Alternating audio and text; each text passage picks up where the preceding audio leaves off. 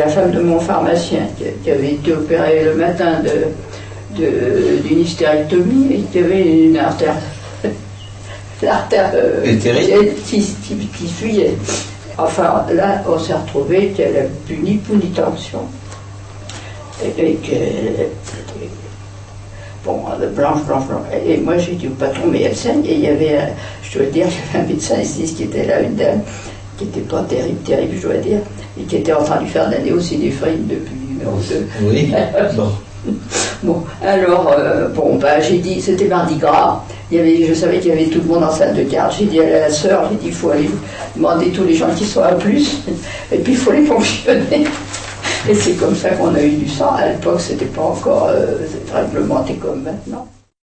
Il y a quand même une chose dont je me souviens, une chose qui m'a marquée. Ça a été, je crois, la plus grande frayeur de ma vie. C'était à l'hôpital de Meaux, une urgence, un petit enfant de 3 ans à peu près, un adorable petit rouquin, qui avait une appendicite, en fait, qui n'en était pas une, et que j'ai endormi au cyclopropane, qui a fait un arrêt cardiaque. Et on ne connaissait pas le massage cardiaque externe à l'époque. Et j'ai fait une ventilation forcée, évidemment, et je pense que ça a déclenché, ça a fait repartir son cœur, et on l'a récupéré. Mais ça, j'avoue que ce jour-là, je crois que j'ai pris 10 ans. Et vous avez continué votre métier? Et j'ai continué. Et oui. Ben. Surtout que là, vous étiez toute seule. Ah, j'étais toute seule, je ne pouvais faire appel à personne. Et le chirurgien était loin? Non, il était là. Il était là? Il était là. Bien. Je lui ai dit, stop, ça ne va pas. Quelle angoisse. C'est l'horreur. Et puis évidemment, on n'avait pas... D'ailleurs, je n'ai plus utilisé de cyclopropane après ça. Oui, surtout qu'il explosait, le cyclopropane. Il explosait. Il explosait. Je l'utilisais pas beaucoup, mais souvent pour des césariennes, avant l'extraction de l'enfant. Je me souviens d'une malade extrêmement forte qui marchait, on ne voyait que son ventre. Elle avait un kyste de l'ovaire de 30, on a enlevé 30 litres. 30 litres 30 litres. Et ça a été vraiment terrible parce qu'on a enlevé ça très lentement pour ne pas qu'elle soit décomprimée trop rapidement. Et ça a été quelque chose vraiment... Mais elle était obèse par ailleurs? Pas tellement, mais on ne voyait que son ventre comme ça. Je me souviens que M. Caroli nous avait dit venez voir ça, vous ne verrez pas ça souvent, etc. Ça c'était quelque chose dont... Vous avez connu M. Caroli? Ah, très bien. M. Caroli nous envoyait beaucoup de malades du foie. Oui, parce qu'il n'était pas chirurgien. Non. Et alors on a eu d'abord ce fameux sarcophage, puisque pour la radiomanométrie, il y avait un sarcophage sur un ancien, malheureusement je l'ai pas retrouvé, j'avais peut-être prêté à cousin, il y avait une représentation de ce sarcophage. Ce sarcophage, le radiologue était couché dedans. Et il avait un micro qu'il reliait avec celle qui développait les clichés, pour voir si les clichés étaient bons, et avec le chirurgien. Alors si M. Soupois a fait de mal à intuber le cystique, que ça durait un peu, il cognait, montagne, Montagne, il allait avec son policier ou je sais pas quoi. Enfin, vous voyez, c'était tout à fait pas correct. Ce qui était embêtant, c'est que si jamais on avait un malade qui vomissait un truc comme ça, il fallait se mettre sur ses genoux. Enfin, c'était pas du tout. Et on avait l'impression, si vous endormiez un cancer des mobilières ou du pancréas, qu'on tirait à la trappe et puis c'était son cercueil. Enfin, c'était vraiment. Alors après ça, bien sûr. Mais j'ai pas très bien compris ce que c'est que ce sarcophage. On appelait ça un sarcophage parce que c'était ça servait de table d'opération.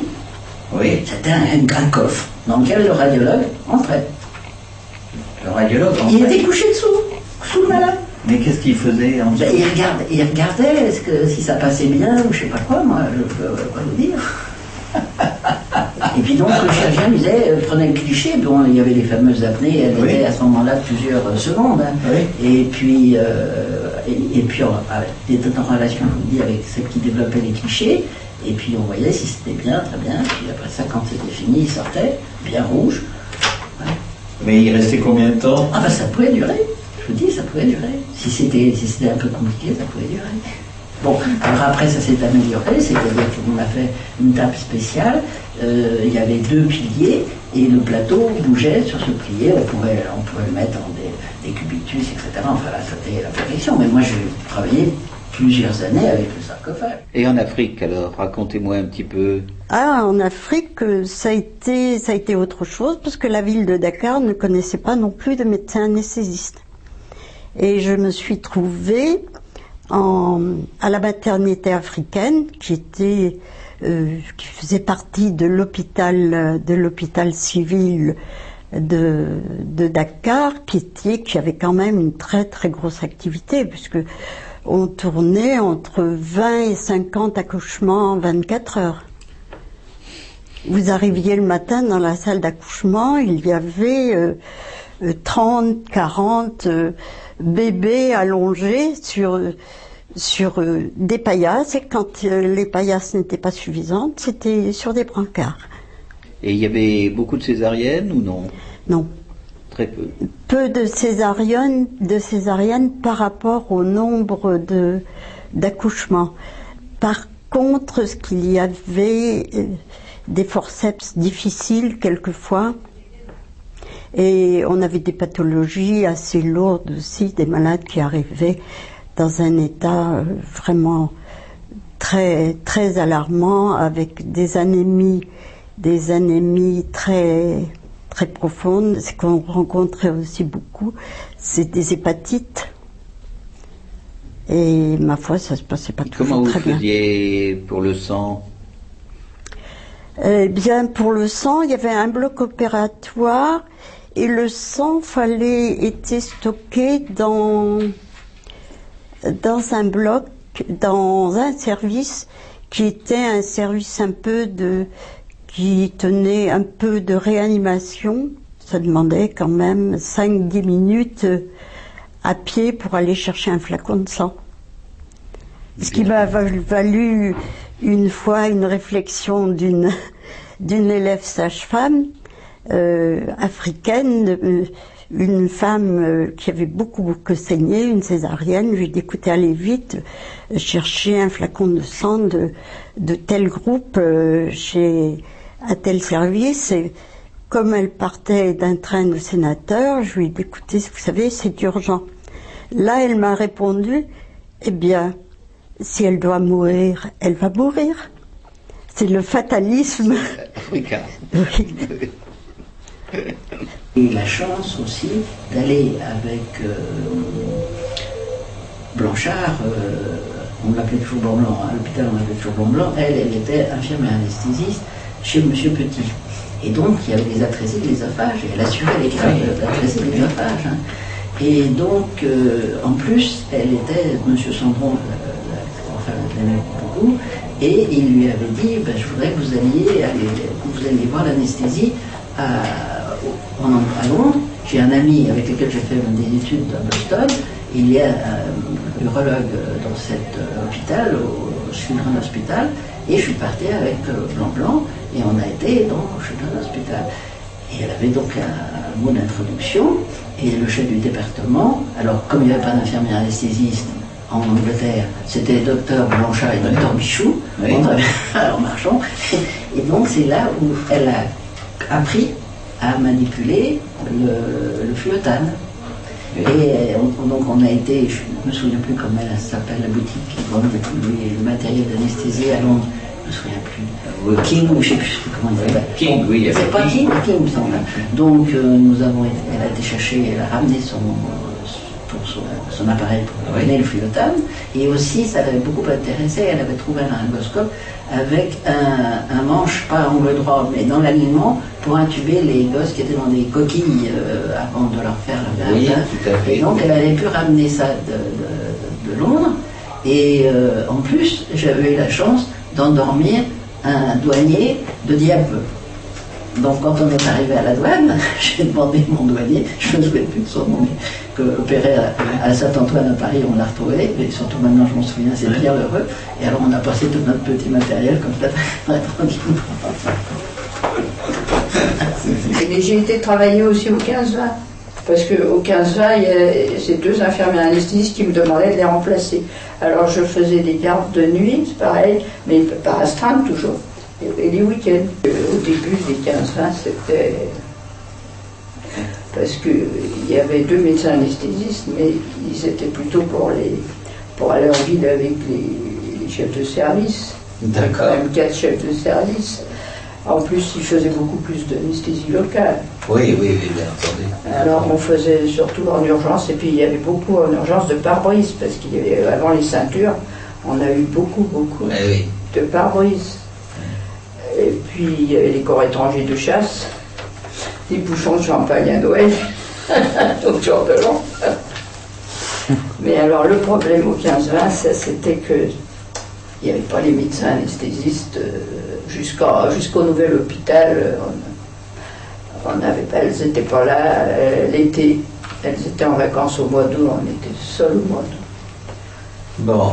Il y en avait une qui nous mettait affichée sur l'armoire à pharmacie. S'il y a en cas d'urgence, vous m'appelez au Cap d'Antibes. D'accord. Je disais aux copines, on lui dit qu'on a un arrêt cardiaque, qu'est-ce qu'elle dit? Qu'est-ce qu'elle fait?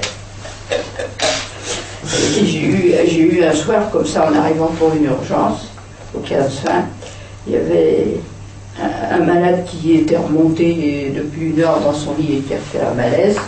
Et quand je suis arrivée pour faire une autre urgence, on m'a dit venez vite, il y a un malade qui n'est pas bien là-haut. Et il était effectivement très mal, j'ai dit il faut le redescendre au bloc. C'était vieux 15 avec des ascenseurs. Et alors le chirurgien qui était venu pour opérer, il était un assistant, M. Guillaumin, il m'a aidé et tout. Bon, j'ai intubé, je l'ai mis sous machine, fait tout ce qu'il y avait à faire, monitoring et tout. Et puis ça marchait.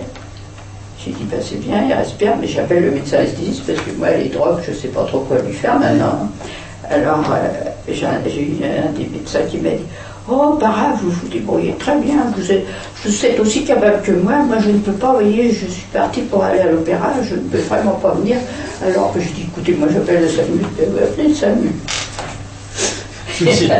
Et alors, bon, le pauvre homme, il avait été opéré d'un œil, donc il avait un pansement, puis il avait une pupille. Comme ça, il avait été opéré d'un décollant de rétine. Il avait un pansement sur son œil opéré, ça et j'ai regardé l'autre œil, il était en myosis. Alors, j'ai dit, bah écoutez, il faut continuer. Et puis son électro, évidemment, avec tout ça, ça marchait. Alors, on appelle le SAMU, il me dit, est-ce qu'il a un électroencéphalo? Bah, j'ai dit, écoutez, on n'a pas de quoi le faire. Il m'a dit, bon, on arrive. Et puis je reviens et je vois le chirurgien qui était là, qui lui tentait son autre œil, puis qui me regarde. Je lui dis, qu'est-ce qu'il a? Il a un œil de verre. Ah oui. Il avait une J'ai eu un événement dû aussi à ce qui ne peut pas se reproduire actuellement, mais nous n'avions pas évidemment de circuit d'arrivée d'oxygène, de protoxyde d'azote. C'était les bonbonnes dans le coin de la salle. Et ça m'a valu, il y a 2 choses dont je me souviens parfaitement. C'est à Nantes, c'était en clinique, nous venions de terminer une pneumonectomie, je crois, enfin. Toujours est-il que le malade était sur le dos, il était extubé, pas de problème, et tout d'un coup, un bruit très fort, la bonbonne d'oxygène commence à fuir très fort, et le réflexe a été le sauve-qui-peut général. Tout le monde dans le couloir, mais le médecin anesthésiste et moi, nous nous sommes quand même retournés au même moment et nous avons fait marche arrière pour récupérer le malade qui était sur le chariot. Bon. Et une autre chose dont je me souviens aussi, ça c'était à l'hôpital d'Angers. Nous étions une urgence. C'était une urgence. Je suis venue appeler, j'étais de garde. Et j'arrive par une porte, je ne connaissais pas le malade qui était installé sur la table, je crois une occlusion intestinale, je crois. Et le chirurgien rentre d'un côté, on échange quelques mots par rapport à l'intervention, l'anesthésie, et tout d'un coup je vois le malade qui me regarde avec des yeux effarés. J'avais une grosse clé anglaise comme ça à la main, pour ouvrir la bonbonne d'oxygène. Et il s'est dit, il avait dû voir des dessins humoristiques, l'anesthésie à la clé anglaise. C'est vrai qu'à cette époque-là, le médecin anesthésiste avait souvent des outils dans ses poches. Hein, on savait réparer les anchrums, on savait réparer nos machines d'anesthésie, il y avait beaucoup de mécanique. C'est sûr. Et c'était assez... Et on faisait nos réparations nous-mêmes. Maintenant, quand un respirateur tombe en panne, eh ben, il faut le mettre de côté, car c'est la carte électronique et on ne peut plus s'en servir. Un jour, je prends la garde. Je ne voulais pas aller coucher en face chez Gosset, je devais mieux de rester là.